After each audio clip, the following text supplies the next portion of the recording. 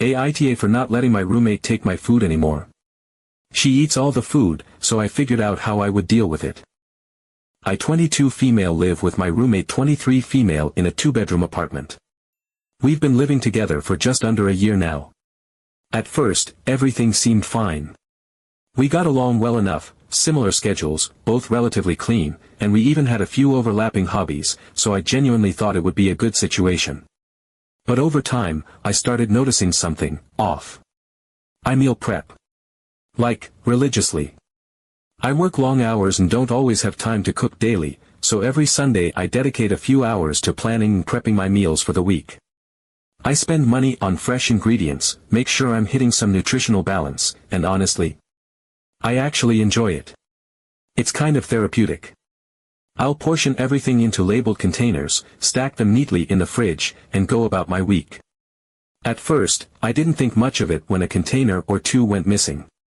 I figured maybe I miscounted, or maybe I forgot I ate one earlier than planned. But then it started happening more frequently. I'd go to grab my lunch for work, gone. The dinner I had been looking forward to all day vanished. Snacks I bought for when I needed a little something between meals also mysteriously missing. I began to realize it wasn't just forgetfulness or misplacing things. Someone was eating my food. And there's only one other person living in the apartment. So I confronted her. I wasn't aggressive or rude, I just asked her if she'd taken my meals. She kind of brushed it off with this nonchalant attitude, saying things like, "Oh, I was hungry," or "I meant to replace it but I forgot," or even worse, "I figured it was no big deal." I told her it was, actually, kind of a big deal. I spend time, money, and effort making sure I have enough food for the week. Her taking it meant I had to either go hungry or spend more money I hadn't budgeted for. She promised she'd stop and that she'd replace anything she took. Spoiler alert, she never replaced anything. I tried to be accommodating. I started labeling my containers more explicitly like, "Do not eat, this belongs to me." That didn't stop her. I started hiding snacks in my room. She still helped herself to things in the fridge that were clearly mine. It felt like I was living with a toddler who had no concept of boundaries. Finally, after the last straw, which was her taking all of my prepped chicken for the week, I mean all of it, like 4 meals worth, I decided enough was enough. I went grocery shopping and intentionally only bought enough food for myself. I didn't get our usual, shared, household staples. No extra milk, no bread, no cereal, no pasta, nothing we usually both chipped in for. I just got what I needed for my meals, because I was tired of being the only one buying groceries and having them disappear without so much as a thank you. When I got back from the store, she was on the couch and saw me unloading my bags. She asked, all casual, "Oh, what did you get?" And I told her, just as casually, "Just some stuff for me." Her face changed. Instantly. She looked offended and kind of incredulous and asked, "Wow, you know I've been struggling with money and you can't even share a little?" I looked at her, trying to stay calm, and said, "I have been sharing. You just never ask. You just take. There's a difference." She didn't say much after that, just scoffed, rolled her eyes, and stormed off into her room. Since then, she's been acting super passive-aggressive. She slams cabinets. Leaves little messes around the apartment she knows will annoy me. She mutters things under her breath when she walks by me. And, the cherry on top, she told some of our mutual friends that I was being cold and selfish for not helping her out when she's going through a tough time financially. Now I've got people sliding into my DMs, mostly guys she's closer with, saying things like, "Come on, just cut her some slack, she's going through it," or, "You're not seriously letting her starve, are you?" One of them even said, if I were living with her, I'd help her out. Like, okay, then you live with her and foot her grocery bill, how about that? I don't want to be cruel. I understand struggling financially, I've been there. I'm not rich. I budget carefully and plan out my meals specifically so I don't waste money or have to order takeout. I've been more than generous, especially considering how often she's just taken things without permission or acknowledgement. If she had come to me and said, "Hey, I'm really short on cash this week, is it okay if I eat some of your food?" I would have said yes. But she never asked. She just helped herself, over and over again, then got defensive when I finally put my foot down. I didn't make a big dramatic deal out of it. I didn't yell. I didn't post about it publicly. I just decided to stop sharing with someone who clearly didn't respect boundaries. And now I'm the villain in her story, apparently. So yeah, now I feel kind of bad. Not because I think I did anything wrong, but because I hate being made out to be some heartless roommate when all I did was protect my own space, time, and money. But I'm also really, really annoyed. Because nobody seems to care that I was the one being taken advantage of. That I was coming home hungry to empty shelves I paid to fill. That I was made to feel like a bad person for setting a boundary after months of being walked all over. So tell me, am I the asshole? Update 1. Hi again. So, I didn't think I'd be back here with another update, but here we are, because apparently when I think the situation has hit rock bottom, Ashley shows up with a shovel. After I made my initial post and got it all off my chest, I felt a little lighter. I kept everything separate, exactly like I said I would. My groceries, my leftovers, even my sauces and condiments were moved to my own designated shelf in the fridge and pantry. Everything was labeled clearly, down to my bottle of soy sauce and my jar of peanut butter. I thought maybe, after being called out, after the passive-aggressive tension, after being called selfish by our mutuals, she would finally get the message and respect my boundaries. But no. She didn't. Within days, I started noticing things missing again. Not whole meals this time, but little things, which felt even more infuriating in a way. A protein bar gone here, a yogurt missing there. Then I noticed that some of my leftovers had clearly been tampered with. One night, I'd packed up this lemon garlic salmon I had made, which was not cheap to prepare, with roasted potatoes and asparagus.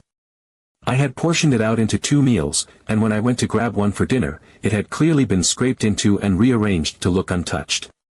The audacity. I confronted her again, but she swore up and down she hadn't touched anything. Same old lines. She was gaslighting me at this point, and I knew it. So I decided if she wasn't going to learn from being told no, if being reasonable and polite and firm didn't work, I would get a little creative. I'm not proud of it. I don't think this makes me a saint. But I was done being walked on. So I made a small batch of brownies for myself, nothing extravagant, just a little treat to get me through the end of a stressful week. I cooked them perfectly, cut them into neat squares, and put them in a container labeled clearly with my name. I placed them squarely in the center of my shelf, knowing full well what would happen. Here's the thing, I had added a very gentle but effective amount of over-the-counter laxatives. Not dangerous. Nothing extreme. Just enough to serve as a physical reminder that taking food that doesn't belong to you can have consequences. The package even had clear instructions on dosage, and I stayed well below anything excessive. These weren't weaponized brownies, they were, in every sense of the word, a warning. The next morning, I woke up to find half the brownies gone. I wasn't surprised. Later that day, I heard the bathroom door open and close more times than I could count. Ashley was shuffling between her room and the bathroom like she was trapped in a hellish loop. She complained loudly and constantly about how her stomach was killing her, how she didn't know what she had eaten to deserve this, how she hadn't even gone out the night before. I kept my face neutral. I kept my voice calm. I didn't gloat. But I did tell her, later that night while she was curled on the couch looking miserable, that it might be a good idea to ask before eating food that isn't hers, especially when she doesn't know what's in it. She went pale. Her eyes got wide. I could see the moment she put it all together. Her jaw clenched, her whole body stiffened, and then came the outburst. She accused me of trying to poison her, called me insane, said I was evil and vindictive and that I had gone too far. I told her, very plainly, that it was an over-the-counter laxative at a safe, appropriate dosage, and that it was in food clearly labeled as mine. I told her if she had asked before taking it, I would have told her not to eat it. But she didn't ask. Because she never asks. She stormed off to her room and slammed the door, which has basically become her go-to dramatic exit strategy at this point. I could hear her pacing, talking to someone on the phone, probably ranting about me and how awful I am. But the thing is, she looked embarrassed. Not just angry, humiliated. Like for the first time, she realized there were actual consequences to her actions that she couldn't control, twist, or manipulate. And for a week, an entire week, she didn't touch a single thing of mine. Not a snack, not a sip of juice, not a spoonful of leftovers. She kept to her side of the fridge, started writing her own name on her stuff, and even went grocery shopping on her own.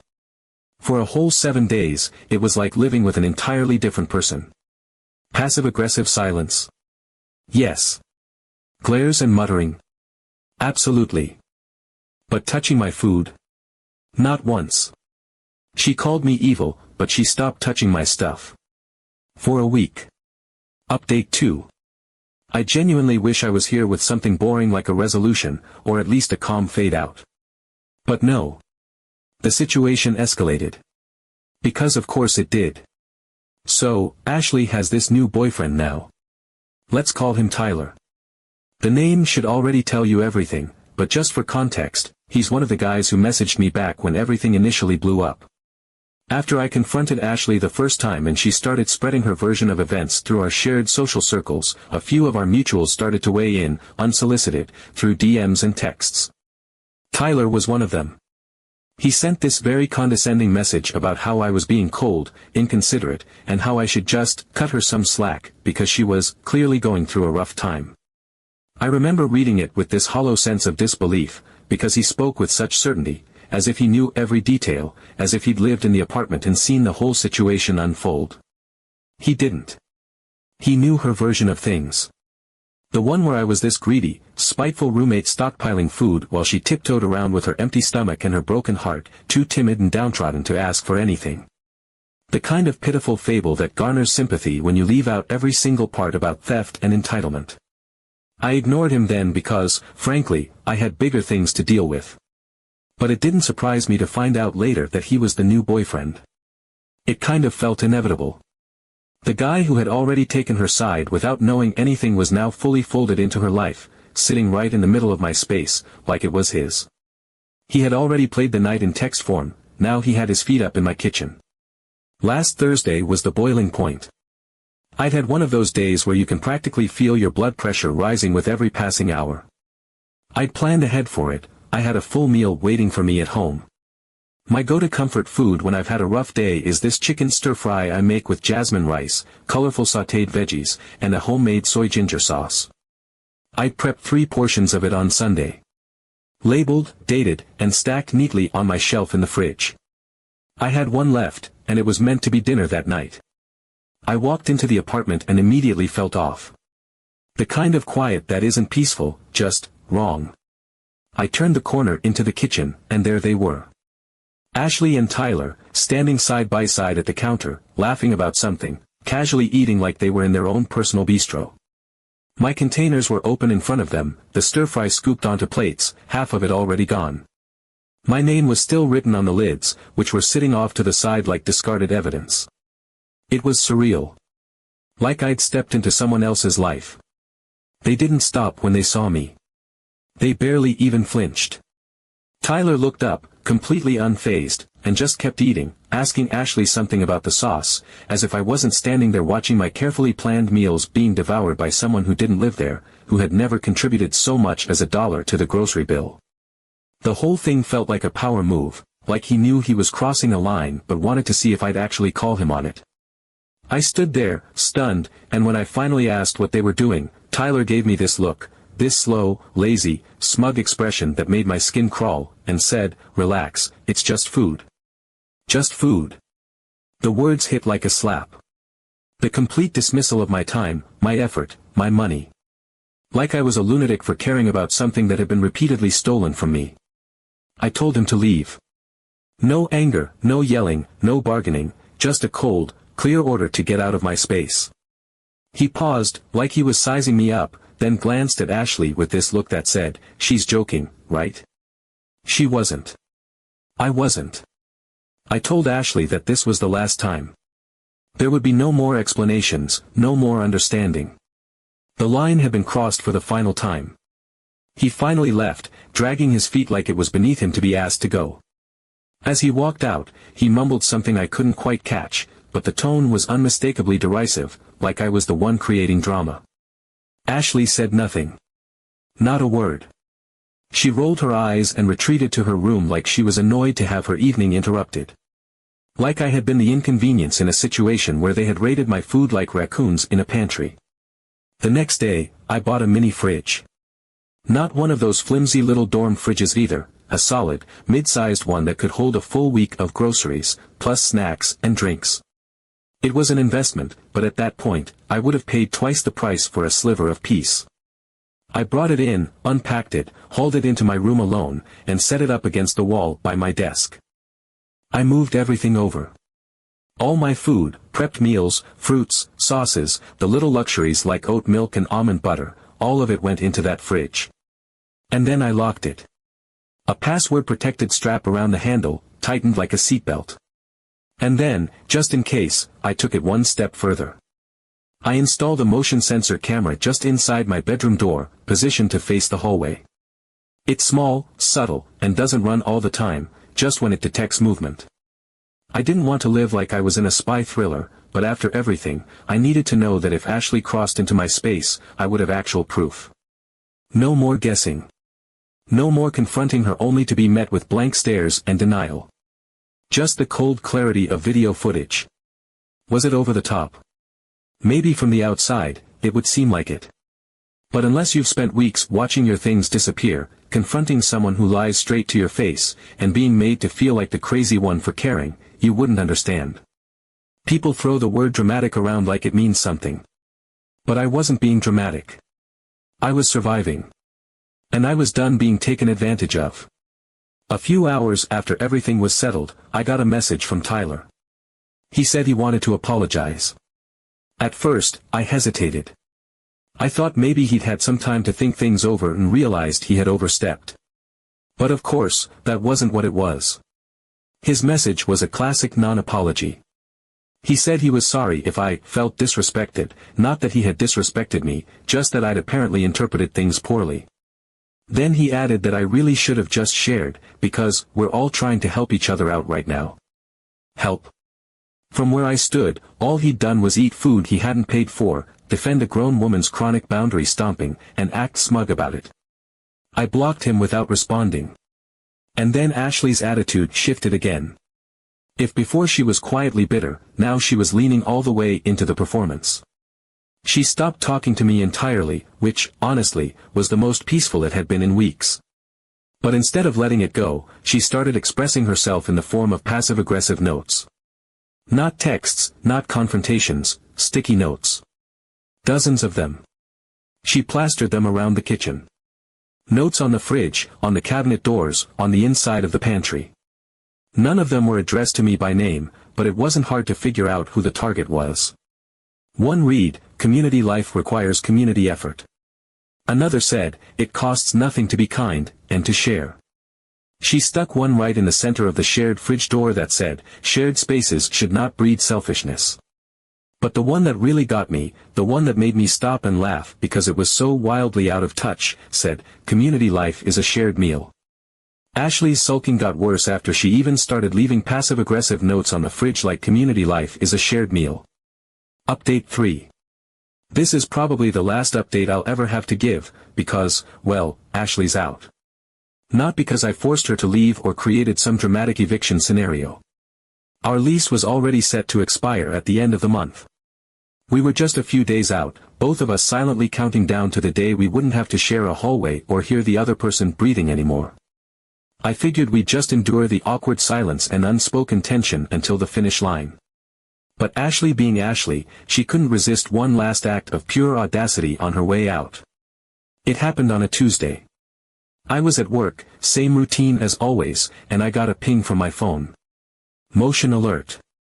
The little camera I'd set up inside my bedroom wasn't overly sensitive. I'd fine-tuned the settings so it didn't go off for every flicker of light or shifting shadow. So when it notified me, I knew something was happening. I opened the live feed, thinking it might be a false alarm or a minor thing like the curtain moving from the fan. But no. There she was. Ashley. Inside my room. The footage was crystal clear. Not blurry, not distorted, she was right there in the frame, standing in front of my mini fridge, bent slightly, holding a package of my deli meat like she was weighing whether to take the whole thing or just a few slices. She was moving quickly, but not fast enough to suggest panic. It was the pace of someone who thought they had enough time to get in and out unnoticed. Her face was visible the entire time. And here's the kicker, my bedroom door had been locked that morning when I left. She picked it. Poorly, apparently, because I saw the slight damage around the latch the moment I got home. But she had done it. She broke into my private space. Not the shared fridge. Not a gray area. My locked bedroom. My groceries. My property. That was it for me. I didn't even bother confronting her this time. No more hallway arguments, no more cold shoulder standoffs in the kitchen. I took the footage straight to our landlord. I emailed it with a simple explanation. Ashley had entered my locked room without permission, and I had proof. I didn't embellish or dramatize it. I just let the footage speak for itself. And it did. Turns out, breaking and entering, even in a shared rental, is considered a serious lease violation. The landlord didn't hesitate. Ashley was issued a formal notice within the day, 7 days to vacate the property. She didn't even fight it. She packed her things and left in 5. No warning, no goodbye, no last confrontation. Just, gone. The last I saw of her was her back disappearing down the hallway with a box of clothes and Tyler trailing behind her like a confused golden retriever. I thought that would be the end of it. And for me, it was. But word travels fast in shared friend circles, and I started hearing things, little updates trickling through mutual acquaintances who were far too eager to share. Ashley moved in with her cousin across town. Apparently, she had spun the story again, telling everyone that I'd kicked her out unfairly, that I'd spied on her, that I was paranoid and controlling. But people talk. And her cousin? She's no pushover. I don't know her personally, but from what I've heard, it's already not going well. Apparently, Ashley's been trying to borrow food again, only this time with someone who isn't afraid to call her out directly and loudly. One mutual even told me there was a blow-up over almond milk and a half-eaten rotisserie chicken. So, same script, different setting. Meanwhile, I'm thriving. That sounds a bit cheesy to say, but it's true. I didn't realize how much of my energy had been going into managing that constant stress until it was gone. Like suddenly the apartment felt mine again. I could open the fridge and find exactly what I left there. I could plan meals without wondering if they'd still be waiting for me when I got home. There were no weird notes taped to appliances, no strangers using my dishes, no background hum of resentment when I walked in the door. About a week after Ashley left, I got a new roommate. Her name's Sarah. She's a nurse who works nights, which means our schedules rarely overlap. She's quiet, clean, and respectful. We had a simple conversation about shared versus personal items, set clear boundaries, and that was that. No drama. No games. She even bought her own set of Tupperware and labeled her shelf in the fridge without me asking. And she has never once touched anything that wasn't hers. Life is peaceful now. That's the word I keep coming back to. Peaceful. No stolen chicken. No disappearing leftovers. No mystery bites out of protein bars or empty cereal boxes shoved to the back of the pantry. Just silence, space, and the satisfaction of knowing that everything I worked for, every cent I spent on groceries, every hour spent meal prepping, belongs to me, and me alone. I don't know what Ashley tells people now. I'm sure in her version of the story, I'm still the villain, still the cold-hearted roommate who wouldn't share and took things too seriously. But I've stopped caring. People can believe what they want. The truth is, I didn't lose sleep over standing up for myself. I gained it. So yeah. Final verdict. Not the asshole. Just someone who finally stood up for herself and got her fridge and peace back.